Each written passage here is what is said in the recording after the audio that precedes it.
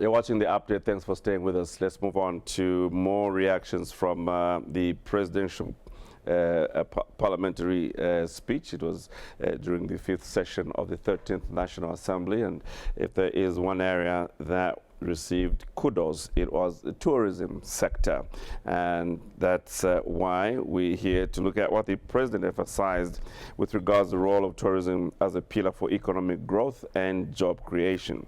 It's a sector that continues to recover from effects of COVID-19, and while exploring new strategies to increase arrivals, there's also calls for improvement in infrastructure and hence Zambia's as a destination of first preference. To look at this and react to the president's speech is the Permanent Secretary at the Ministry of Tourism, Evans Muhanga. Welcome to the update. Good to have you again.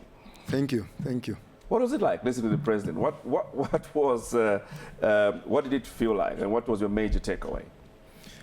Well, this speech, I think, gave us confidence. It gave us hope.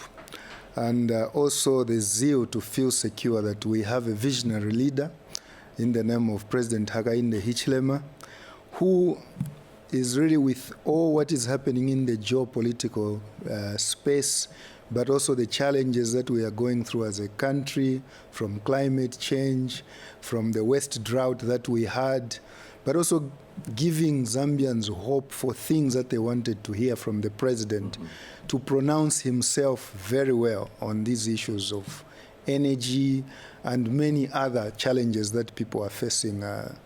So this was really, I think, a very good speech, because it has given us how he wants to build on the issues that we have already gained as a country. So for us, as you have just rightly said, from a tourism perspective, he also painted a picture where we are coming from and how resilient we have been after the COVID-19, the drought, and be able to move from 500,000 international tourists around 2020, 2021 to 2.2 million tourists around 2024, and we are growing on that. But also he had to lay a foundation as well in terms of just generally the fiscal space where we are operating and how the economy has been resilient, and the growth with all these challenges that we are growing at 5.2% of GDP, so from a negative 2.1, 2.2, somewhere there, 2020, 2021. So it's a good story, I think, that he painted, and as I've said, it really gives us a lot of hope. And out there was a challenge to capable Zambians to invest. Yeah. If I recall, you must have appointed one member of parliament. So you are capable of making this investment in this tourism sector. Let's talk about the interest by locals to put in their money in what may seem intangible as tourism.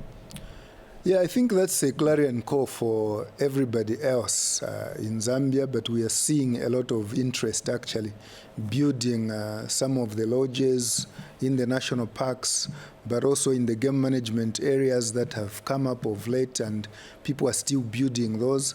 There's a lot of things happening in the background, and as we go on, we shall see a lot more bed spaces coming up as well, because there is a deficit in that particular space. So as he was talking about to the other minister or MP, that, they need to use their credentials. They've lived out there, and they've got a lot of contacts in other markets like China.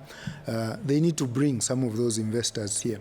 But again, if you see, the president mentioned also the policies that his government has been doing in terms of, first of all, removing the visa requirements from the USA, from UK, GCC countries, Asia Pacific as well, China there, and many other destinations that are our source markets.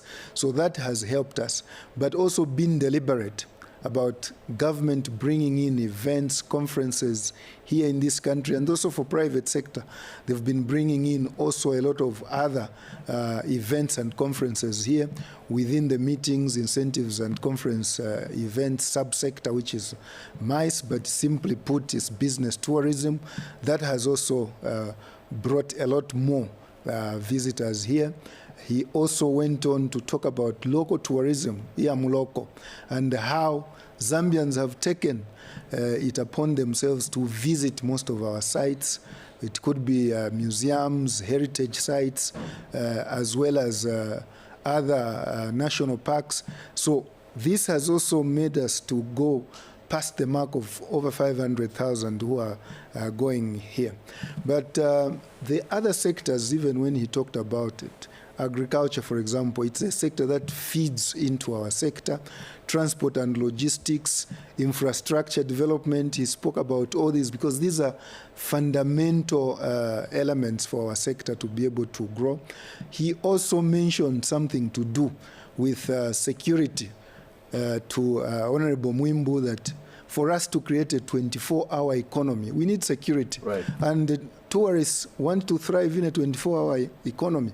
They have to do whatever they want to do, move in our streets and feel safe, that they can't be mugged. So security is of prime importance to tourism. The peace that we talk about has to be seen around everywhere where you are going. We shouldn't be hearing stories of somebody being mugged, somebody being kidnapped. Those things like that, they work against tourist arrivals. So when he talked about all these, I think I was quite excited. But also he emphasized on the issue of our credit culture, getting loans, not paying back, because in tourism we've suffered that as well. We had a tourism development credit facility from as back as 2002, 2003. Some people have not even paid a cent to date, Ngwe or Kwacha, for the loans that they got, because government gave them money.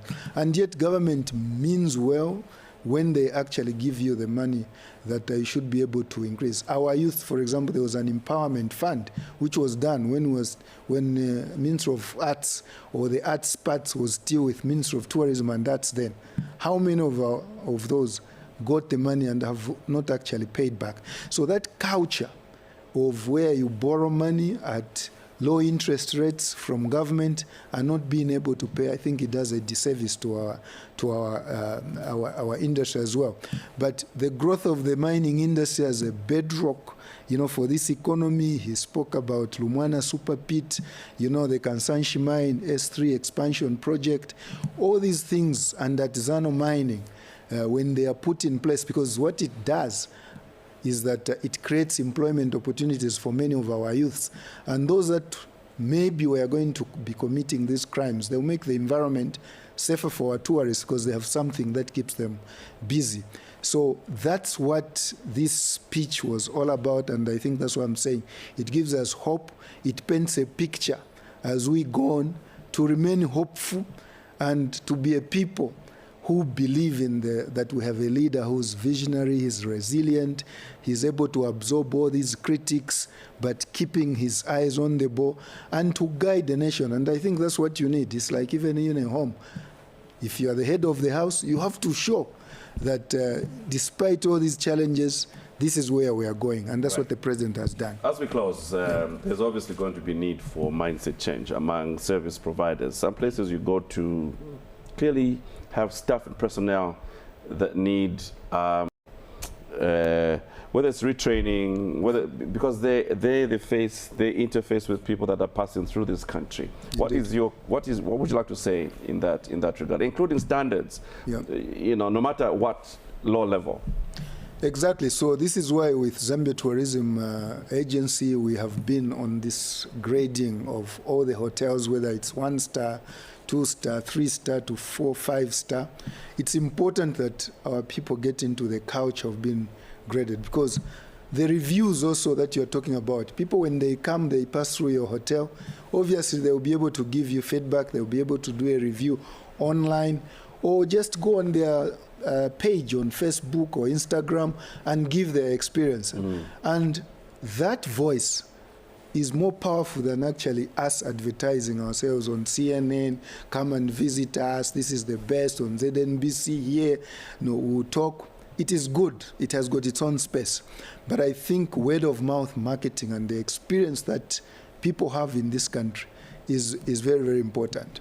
Human-wildlife conflict, how we deal with them, with communities, because that's all part of the service. Because those, some tourists who really expect that we need to treat our animals, wildlife better, and if they find us pelting stones, chasing them, they'll take that story that, you know, they don't even know the value and how to coexist with the natural, basically, resources that God has given them. So all these, the education sector, I think he talked about it as we are talking about, because that's what builds us now in terms of having the required skill levels to be able to ensure that when they get into the sector, they can provide exceptional customer service to our visitors, so that our visitors will say, wow, comparatively, Zambia is far much better when you go there.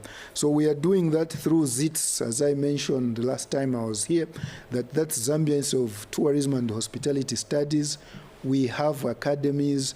We have, which we are going to also do in Livingstone, the Mukuni ZITS Academy there of gastronomy, tourism, and excellence, or culinary trends that will be happening there. All that will be able to feed into the whole wider tourism establishments that we have in this country. But retraining our guides, we are doing that as well at Nyamaluma and also in Chunga National Park, Chunga School in Kafiwa National Park. So the skill levels are important. And I think that with the education sector and the amount of money that is going in there, it is actually creating the whole foundation for what we want to be as a destination.